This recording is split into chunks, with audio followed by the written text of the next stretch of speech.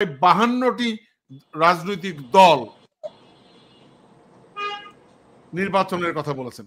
এবং সবচেয়ে মজার ব্যাপার, একজন মন্তব্য করেছেন যে যে দুটি দল নির্বাচন চায় না তাদের রেজিস্ট্রেশনই নাই। ঠিক আছে, এ ব্যাপারে আপনার মন্তব্য জানতে চাই যে প্রফেসর ইউনূস নিরপেক্ষতা ভঙ্গ করেছেন কিনা।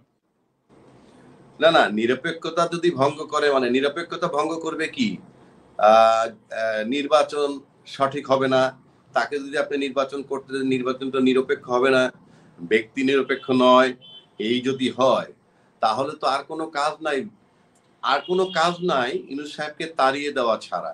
কারণ আপনি আমি মুখে যাই বলিনি কেন, যদি ইউনূস সাহেব ক্ষমতায় থেকে নির্বাচন দেন তাহলে সে নির্বাচন কন্ডাক্ট করবেন, মানে সে বলে দিবেন বা ঘোষণা করবেন, একটা টাইম ফ্রেম দিবেন, তারপর ইলেকশন কমিশন সেটা যথারীতি শিডিউল টিডিউল দিবে। তা যদি মনে করেন যে নিরপেক্ষ হবে না, যদি বিএনপি বা হাই স্টেক সবচেয়ে বড় স্টেক হোল্ডার যদি মনে করে যে নির্বাচন নিরপেক্ষ হবে না, আপনি তার অধীনে ডিসেম্বরে নির্বাচন চান কেন? আমি লজিক খুঁজে পাই না। আপনারাই তার অধীনে নির্বাচন চাচ্ছেন, আবার বলতেছেন নিরপেক্ষতা হারিয়েছেন, তো তার অধীনে আপনি নির্বাচন চাবেন। এক দফা দাবি আসতে পারে যে ওনাকে সরাও, এই সরকারকে হটাও, এছাড়া আমি রাস্তা দেখি না তো, 1 নম্বর। 2 নম্বর, আপনি যদি বলেন আপনি কনফ্লিক্টের কথা বলছেন, সেই কনফ্লিক্টের কথা বলছেন, মানে আপনি কনফ্লিক্টে যাওয়ার কথা। সেটা বলছি আমি কনফ্লিক্টের তো চ্যাপ্টার পরে।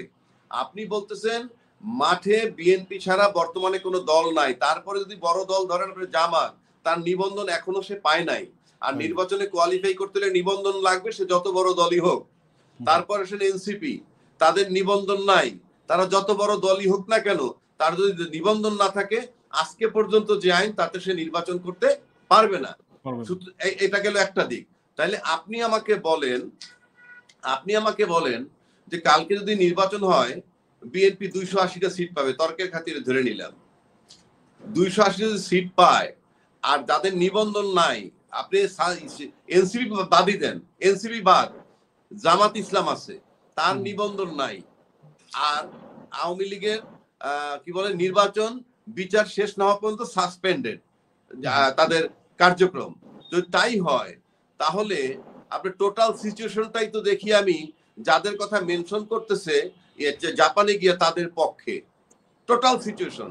সুতরাং এটা ডিসেম্বরে হইলে কি, কথার কথা বলছি, আর জুনে হইলে কি, তাদের বিজয় সুনিশ্চিত। নাম্বার 1, তারা পাবে 280 সিট।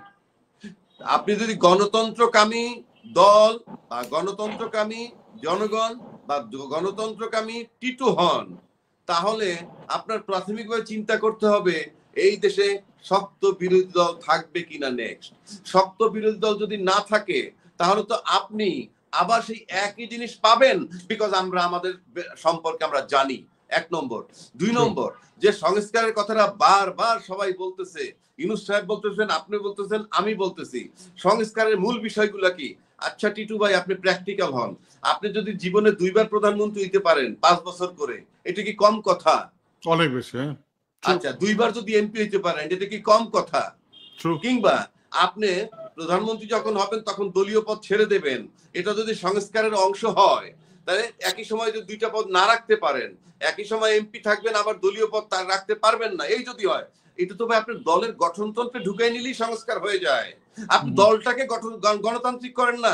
আমি বুকে হাত দিয়ে দায়িত্ব নিয়ে বলছি, বাংলাদেশে কোনো দল গণতান্ত্রিক না। এখানে দল গণতান্ত্রিক না, যার মানসিকতা গণতান্ত্রিক না, আপনি অন্য উপরে ব্লেম চাপাই দিলে কি হবে? আপনি গঠনতন্ত্র ঠিক করেন, গণতান্ত্রিক করেন, যে যিনি দলনেতা থাকবেন, দলের প্রধান, তিনি প্রধানমন্ত্রী হইতে পারবেন না, সারা জীবনে 2 বারের বেশি প্রধানমন্ত্রী হইতে পারবেন না, সারা জীবনে 2 বারের বেশি দলের প্রধান থাকতে পারবেন না, ভোটের মাধ্যমে হয়ে যাবেন, 2 বার হওয়ার পর আপনি আউট হয়ে যাবেন, আপনি গণতন্ত্র অটোমেটিক ফিরে আসে। এত সংস্কারই তো লাগে না। আপনারা বলতেছেন ক্ষমতা গিয়ে সংস্কার করবেন, আমরা 53 বছর দেখেছি কি সংস্কার আপনারা করেছেন। It is bullshit, bullshit. 17 bar amendment করে স্বৈরাচারী চটি বানিয়েছেন সংবিধানকে। সুতরাং যদি গণতান্ত্রিক হইতে হয়, ইউনূসকে বাদ দেন, ইউনূসের কোনো কমিটমেন্টই নাই, ইউনূসের কোনো রাজনৈতিক সরকার না, তার কোনো কমিটমেন্ট নাই, সে চলে যাবে। কিন্তু আপনি দল গণতান্ত্রিক করে আমাদেরকে দেখান যে আপনাদের দলটা গণতান্ত্রিক হয়েছে, তাইলে আমরা বিশ্বাস করব।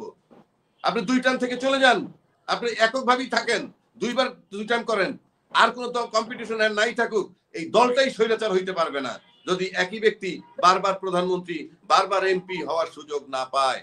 সুতরাং পরিষ্কার, আগে দল গঠন, দল গণতান্ত্রিক হোক। আমরা তো দলই গণতান্ত্রিক দেখি না, আমরা খালি চিৎকার করতেছি গণতন্ত্র গণতন্ত্র গণতন্ত্র। অনেক ধন্যবাদ আপনাকে, আপনি যেটা বলেছেন চমৎকার, কিন্তু আমি শুধু দলের কথা বলি না, আমি বলি ব্যক্তি, অর্থাৎ আপনি নিজে গণতন্ত্রী হন। আপনি নিজে গণতন্ত্রী না, নিজে গণতান্ত্রিক হইলে দল গণতান্ত্রিক হবেন। মানসিক ভাবে তো আমরা স্বৈরাচারী, যেহেতু মানসিক ভাবে আমরা স্বৈরাচারী, এই কারণে আমাদের রাজনৈতিক দল আমাদের বয়স আপনার আমার যে বয়সী হয়েছে, বিগত 25-30 বছরের সমস্ত ইতিহাস নখদর্পণে আছে, বই পুস্তক পড়া লাগবে না। আমরা দেখেছি প্রত্যেকটা লোকের চরিত্র, যে যখন ক্ষমতায় ছিলেন। ব্যক্তি গণতান্ত্রিক হন, দল গণতান্ত্রিক বানান, আর গণতান্ত্রিক সংবিধান লাগবে না। সংবিধান গণতন্ত্র, সংবিধান সংশোধন লাগবেই না, আপনার গঠনতন্ত্র গণতান্ত্রিক করেন। কেন আপনি বলেন, আপনার গ্রেট ব্রিটেনে তো লিখিত সংবিধানই নাই। হ্যাঁ, তো তারা কি গণতন্ত্র না? দলিল, মুখের কথা যদি আপনার ওয়ার্ড যদি ঠিক থাকে। এক্স্যাক্টলি। আজকে ইউনূস সাহেবের কাছে আপনার ডেট চাচ্ছেন কেন জানেন? সবাই জানে তার ওয়ার্ড ঠিক আছে, কারণ উনি যদি ডেট দিয়ে ফেলান ওই ডেটে নির্বাচন দিতে হবে। কিন্তু নির্বাচন দেওয়ার পরিবেশ না থাকলে আমি চ্যালেঞ্জ করে বলছি উনি নির্বাচন না দিয়ে চলে যাবেন, তৃতীয় ব্যক্তিকে ডাকবে। তখন কিন্তু বড় স্টেক হোল্ডারদের আমসালা দুটো যাবে, আমি বলে দিচ্ছি। কারণ উনি যদি তৃতীয় কারো কাছে ক্ষমতা হস্তান্তর করেন, এবং ক্ষমতা নেওয়ার লোভ নাই, এরকম লোক বাংলাদেশে নাই। অনেক ধন্যবাদ, আমি আপনার কাছে আসবো, রাজ্জাক ভাই আপনার কাছে আসবো আমি, প্লিজ আমি ওনাকে একটু সুযোগ দিতে চাই। সেলিম ভাই, আপনি শুনলেন রাজ্জাক ভাইয়ের কথা। এখন প্রশ্ন হচ্ছে যে এই যে সংস্কারের কথা বলা হচ্ছে, আপনারা বলছেন আপনারা যারা রাজনৈতিক দলের, এখন সংস্কার না করে, অর্থাৎ ন্যূনতম সংস্কার না করে নির্বাচনে যাওয়াটাও তো মানে একটা বিতর্ক থাকছেই, থেকেই যায়, প্রশ্ন থেকেই যায়। আপনি কি মনে করেন? না, সংস্কার করতে হলে তার সক্ষমতা দরকার হয়, বুঝছেন না? সংস্কার করার যে সক্ষমতা, এই সক্ষমতাটা এই সরকারের নেই। এই সরকার কোনো সংস্কার করতে পারবে না। গত 9 মাসে এই সরকার তার রুটিন ওয়ার্কের মধ্য দিয়ে কোনো সংস্কার করতে পারার মতো যোগ্যতা রাখতে পারে নাই। ওনারা কিছু কমিশন গঠন করেছেন, যে কমিশনগুলো গঠন করেছেন, যাদেরকে দিয়ে গঠন করেছেন, তাদের অনেকেই দেশের জলবায়ুর সাথে পরিচিত নয়। তারপরও আমরা তাদেরকে সহযোগিতা করেছি, তারা যে প্রশ্ন উত্তর করেছে আমরা তাদের উত্তর দিয়েছি। 2 তারিখে ডক্টর ইউনূস সাহেব আমাদের সাথে বসবেন, আলাদা বসবেন না একসাথে বসবেন সেটা জানি না, তবে 2 তারিখে বসবেন ঐক্যমত্য কমিশনে। সেখানে আমরা যেসব বিষয় নিয়ে ঐক্যমত্য হয়েছি আমরা সেসব বিষয় নিয়ে কথা বলবো। এখন আমি মনে করি যে আমার দল তো 100 বছরও আপনার ক্ষমতা যাবে না, এবং প্রধানমন্ত্রী একবার হবে না 2 বার হবে, এটা নিয়ে আমার কোনো চিন্তা নাই। কিন্তু বিএনপি যদি মনে করে যে প্রধানমন্ত্রী পরপর 5 বারে একজন হইতে পারবে, তাতে সমস্যাটা কোথায়? আপনি বিএনপি থেকে তাহলে আপনার সমর্থনটা প্রত্যাহার করে নেন, তাইলে তো হয়ে গেল। এখন বিএনপি 280 সিট পাবে, আপনার তাতে করে গণতন্ত্র আপনার হুমকির সম্মুখীন হবে। তাহলে কি আপনি ম্যানুফ্যাকচারিং করে বিরোধী দল বানাবেন? আপনি কি ইস্টার্ন রিফাইনারিতে গিয়ে বিরোধী দল বানানোর জন্য আপনি কি বিভিন্ন রকমের ম্যাটেরিয়াল দিয়ে বিরোধী দল তৈরি করবেন? আপনাকে তো বাস্তবতা মেনে নিতে হবে। এখানে একজন ব্যক্তি 2 বারের বেশি প্রধানমন্ত্রী থাকতে পারবে কিনা এটা গণতন্ত্রের মধ্যেই হলে হয়ে যায়, এটা খুব একটা বড় সংস্কার নয়।